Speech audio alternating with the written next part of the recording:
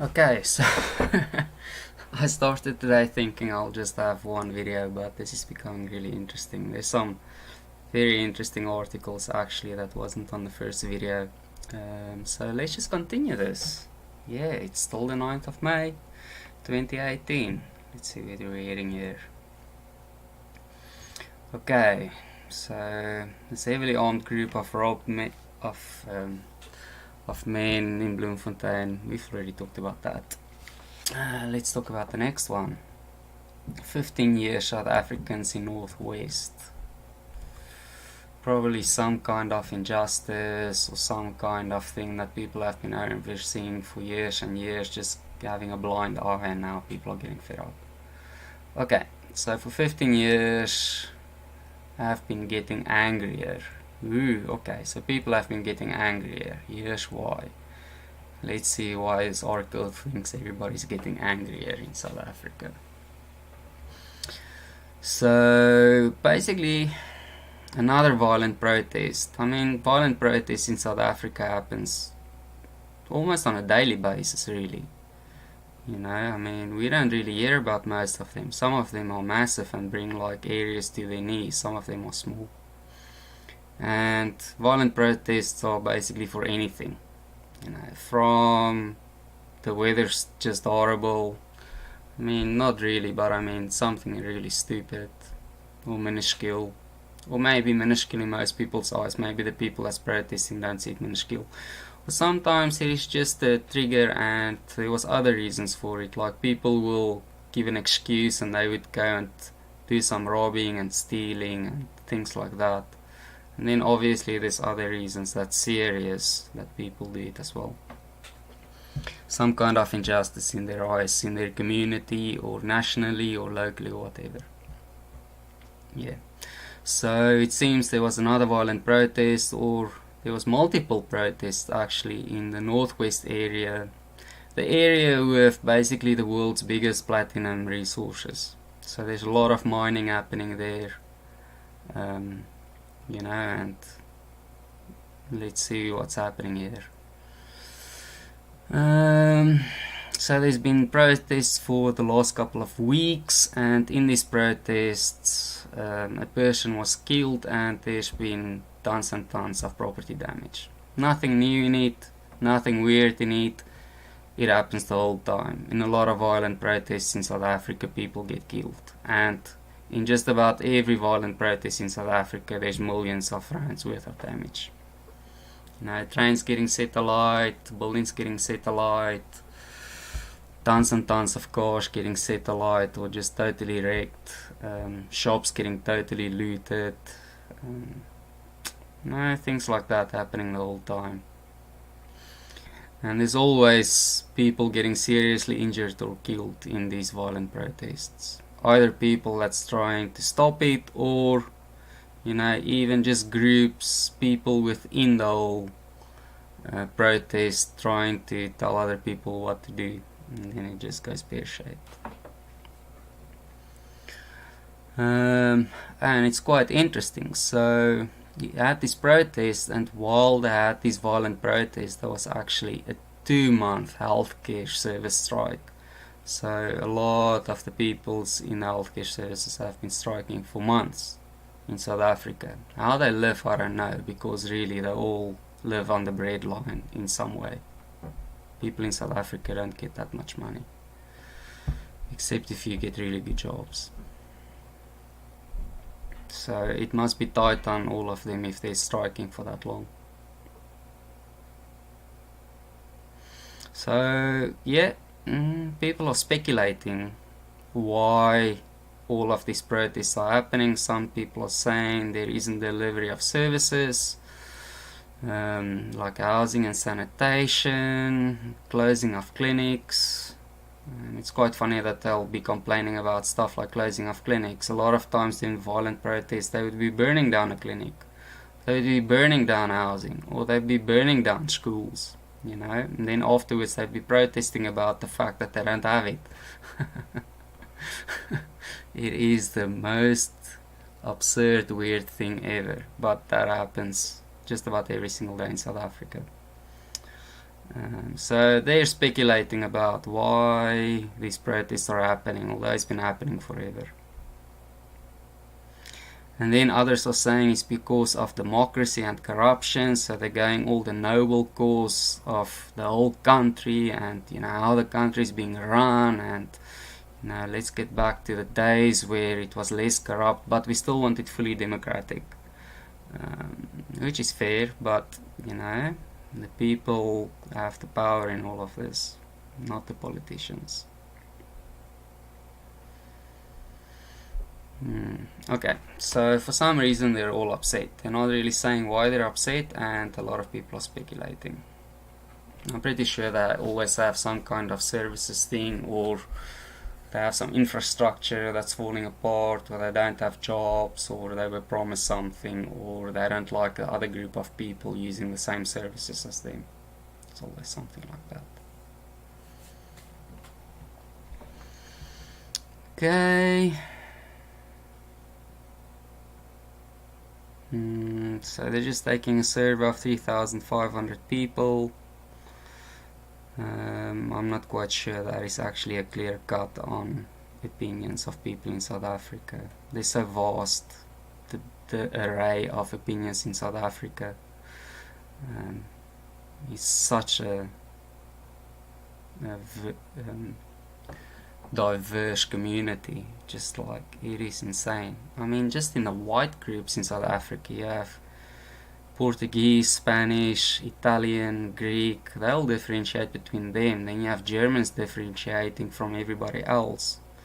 And you have the Afrikaans groups with the Dutch, and then people that's just Dutch, like a first or second generation, gets differentiated from them.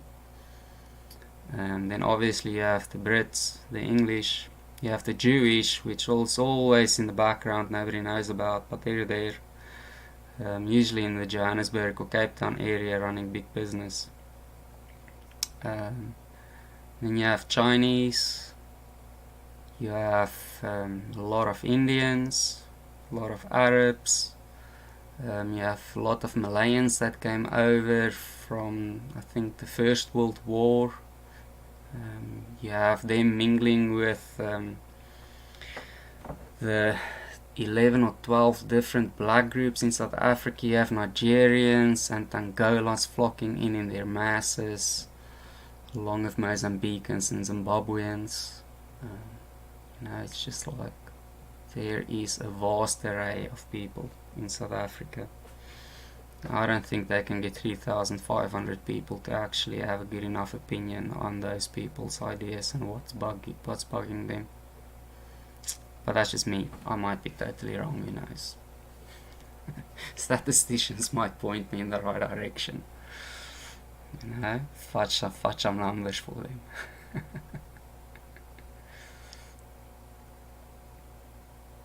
Leadership in South Africa is really weak. You can understand why people get upset about that. But then leadership in Africa is really weak. So it is just part of it. It's the same thing. Corruption is a bigger problem. If you only think corruption is a problem now after raiding the country for 25 years, then you really are slow to the party. I mean, 15 years ago, just about every single town in South Africa was already bankrupt. So now you must know, if people are only now worrying about it, how bad it is really getting.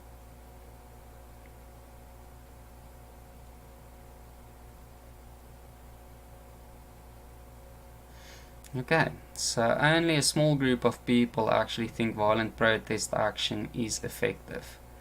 That is also really funny if you think how many people get involved in violent protests in South Africa. I mean, tons and tons of people. And then, if that is the case, then you have to ask yourself, are they actually polling the right people? Because the people doing the violent protests have a lot of influence in South Africa on what's happening. They're always protesting. They're always bringing areas to their knees. Massive unions getting involved, or political parties getting involved in protests. Not pretty. Not very pretty. So they might just be polling the wrong people. They might be polling like a lot of white and colored people or middle class black people, and obviously the more you have to lose, the less you're going to care for violent protests. That's just the fact. Interesting. Okay. A trend of growing unhappiness. So let's see what they say. So in 1998, 56% of the people were fairly happy with what was going on. That's only 4 years after the ANC came in power, so Mandela was still the president. Everybody is thinking of the dream of everybody in South Africa doing well and getting richer and living like the white middle class has been living, and the black people won't be subjugated anymore. Happy days. Let's forward 20 years. 18% of the people are happy. That is no good. You can't point the finger at white South Africans for this. This is all under black government. They should put in policies that effectively uplift black people and keep the white people productive so that they can help build the economy. If they can't do that, then they should just be removed from power. And if the black people can't see that or isn't willing to do that, then the lot is thrown, and everybody gets what they get.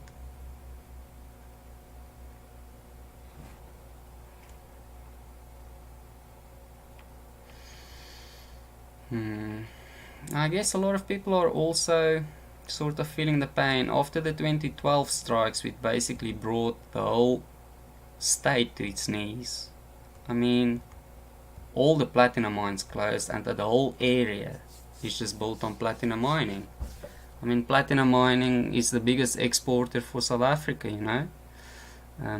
and they just did not work for 4, 5, 6 months. All the small service-based companies closed down. Everybody went bankrupt, belly up after 2012. It's a bit like the Great Depression of 28. They just had it on a state level. So I think after that everybody just got more and more unhappy, because things just got tighter. And that's just how it is. Mining companies waking up to the fact that everything isn't all dandy for them in the future. That's tough.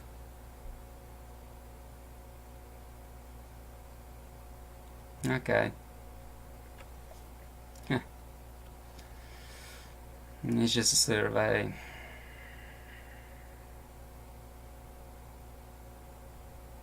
It's quite interesting. Still, 13% of the people surveyed said they believe violent protests are effective. That is a big percentage.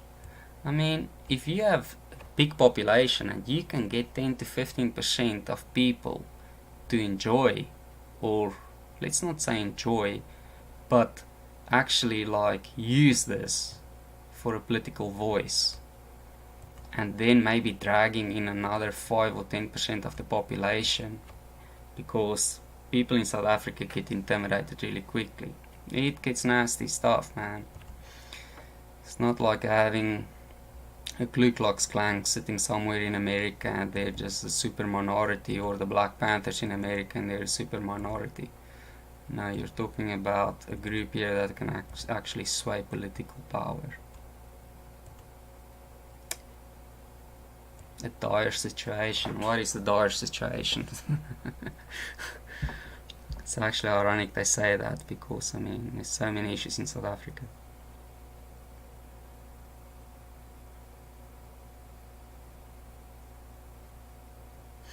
Okay, so it's quite interesting what they're saying here. So they're saying the survey shows a dire situation. Yes, we know that.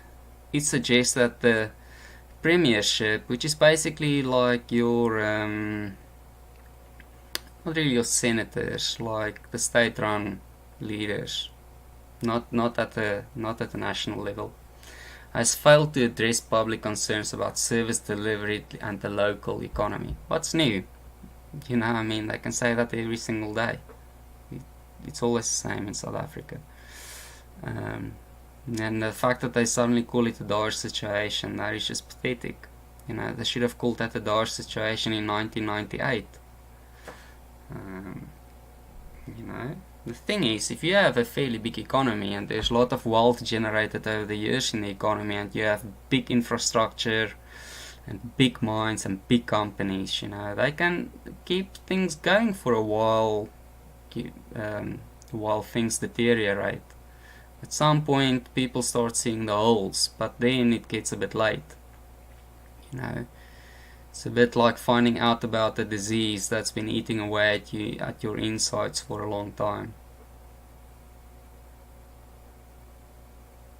So people don't have any faith in what's happening. I mean, whatever. Yeah.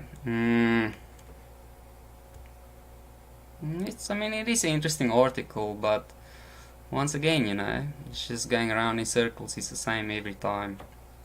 People getting more and more upset is a problem in South Africa.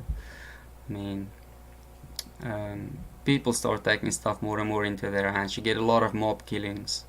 Of course, the government and the police doesn't really protect areas, so people will go and just do it themselves. Mob justice. So the killers gets killed, and then the community are all killers. There's a lot of blood on a lot of people's hands that way. Anyhow, another interesting little news article. I'm going to post this by itself as well. I hope you enjoy it.